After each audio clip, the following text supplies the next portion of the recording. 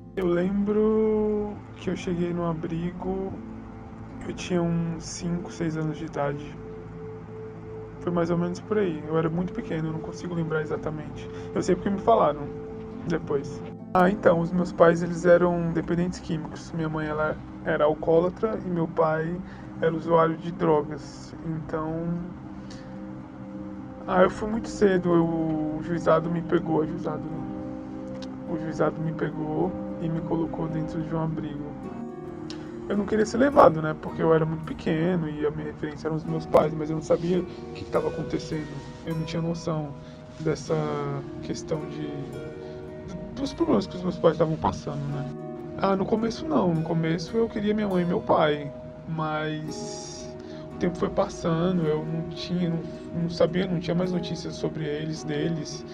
Então, com o tempo fui meio que me desapegando, mas no começo eu queria estar com eles, com meu pai e com a minha mãe. Até, não sei, acho que os meus 12, 13 anos que eu realmente me desapeguei, eu não tive mais notícias dele, não tinha mais notícia e não tinha mais porque esperar por eles. Então, depois dos meus 12 anos, que eu realmente me desapeguei dos meus pais, não esperava mais que eles fossem voltar. A minha família foi realmente as pessoas do abrigo que cuidaram de mim desde quando eu cheguei lá até eu sair de lá. Eu saí de lá com os meus 18 anos. Então, os meus padrinhos, eles são do abrigo, são as pessoas que cuidaram de mim desde o começo. A minha mãe, que eu considero, também é de lá, acho que trabalha lá até hoje. Então, o primeiro emprego eu consegui assim que eu saí do abrigo, que foi até a minha madrinha de dentro do abrigo que conseguiu pra mim, que foi num sacolão que ficava perto da onde a gente morava, mas não era nada assim, era uma coisa, eu embalava as compras das pessoas e esperava um trocado. Não era um emprego não. Era meio que mais um bico mesmo. Então, aí como eu tive que sair, né, quando eu completei meus 18 anos, eu lembro que eu fiz dois amigos que eles eram mais velhos que eu, que eles já tinham saído, eles saíram 2 anos antes de mim.